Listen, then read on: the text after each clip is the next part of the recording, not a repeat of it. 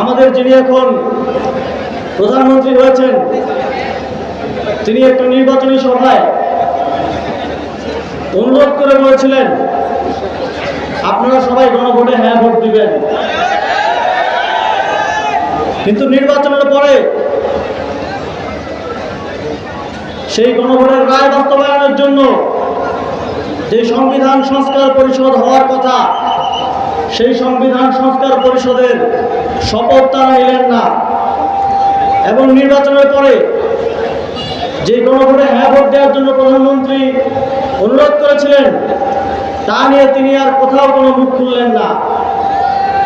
এই জাতির সাথে, এদেশের জনগণের সাথে প্রতারণার আশ্রয় নিয়ে দিনে দুপুরে প্রতারণা করে তারা সরকার চালিয়ে যাচ্ছেন। তারপরও বাংলাদেশ যেহেতু একটা দীর্ঘ সময় কঠিন পরিস্থিতির মধ্য দিয়ে যাচ্ছিল, 11 দলীয় জোট, সংসদের বিরোধী জোট একসাথে দেশের স্বার্থে কাজ করার কথা বলেছে, সরকারকে সহযোগিতা করার কথাও বলেছে। কিন্তু আমরা দেখি এই সরকার শুধুমাত্র আমাদের গণভোটের গণরায়কে জনগণের রায়ের সাথে যে প্রতারণা করেছে তা না, তারা দেশ পরিচালনার ক্ষেত্রেও বারবার ব্যর্থতার পরিচয় দিচ্ছে।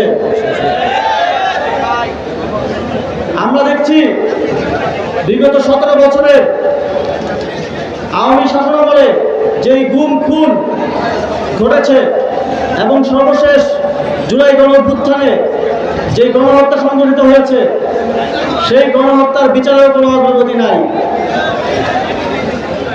বরং আমরা কি দেখছি, আপনারা হয়তো দেখছেন আপনাদের এলাকায় যারা ফ্যাসিবাদের সাথে জড়িত ছিল, যারা হত্যাকাণ্ডের সাথে জড়িত ছিল, তাদের সাথে সমঝোতা করে সরকারি দল রাজনীতি করছে। আমরা দেখেছি এই দেশের জনগণের যে জীবন দেওয়ার কারণ গণতন্ত্র এবং এই রাষ্ট্রের একটা সংস্কারের মধ্য দিয়ে একটা সুন্দর বাংলাদেশ গড়ে তোলা, সেই সংস্কার তো সরকার করেই নাই, করছেই না। পাশাপাশি নির্বাচনের আজকে মাত্র 4-5 মাস হলো, এর মধ্যেই বিদ্যুতের দাম বাড়াবো না বলেও রেকর্ড পরিমাণে বিদ্যুতের দাম বাড়ানো হয়েছে। তেলের দাম বাড়াবো না বলেও রেকর্ড পরিমাণে তেলের দাম বাড়ানো হয়েছে। আগে আমার দেশের জনগণ, আমার দেশের মেহনতি মানুষ যেই বাজার 100 টাকা দিয়ে করতো, সেই বাজার এখন 150 টাকা দিয়ে করতে হচ্ছে। সুতরাং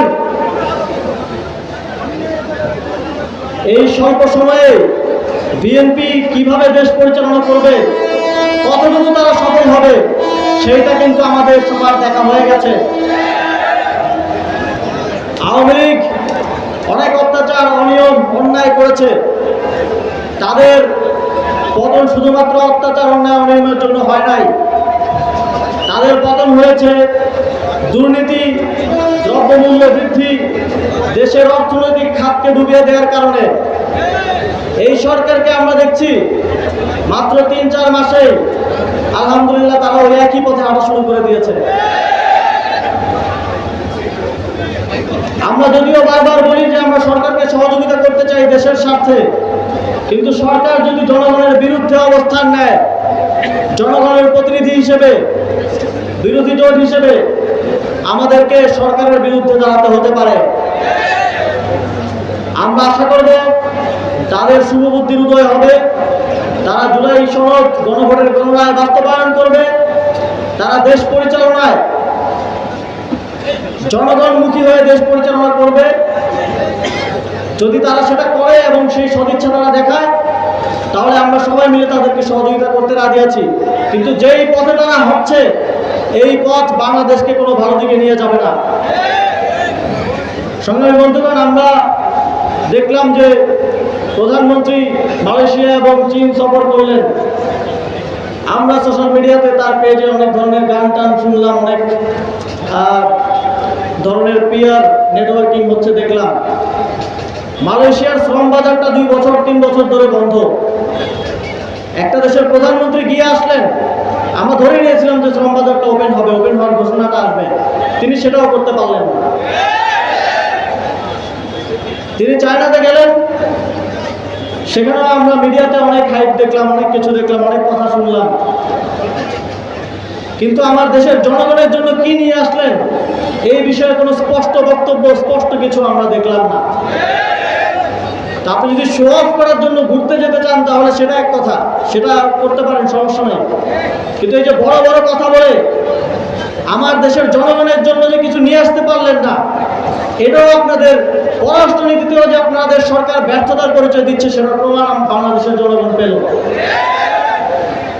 সংগ্রামী বন্ধুগণ, আমাদের গণভোটের গণরায় বাস্তবায়নের, জুলাই সনদ বাস্তবায়নের জন্য আমাদের যে লড়াই, আমাদের এই লড়াই চলমান থাকবে এবং এই দেশের 70% জনগণ যে হ্যাঁ ভোট দিয়েছে এবং শত শত হাজার হাজার জনগণ একটি সুন্দর বাংলাদেশের জন্য জীবন দিয়েছে, সেই সুন্দর বাংলাদেশ গড়ার লড়াই আমাদের পক্ষ থেকে জাতীয় নাগরিক পার্টি, আমাদের 11 দলীয় ঐক্য, আমরা সামনের দিনগুলোতেও চালিয়ে যাব এবং এই লড়াইতে ইনশাল্লাহ আপনাদেরকেও পাশে পাবো, এই প্রত্যাশা ব্যক্ত করে আমরা বক্তব্য শেষ করছি।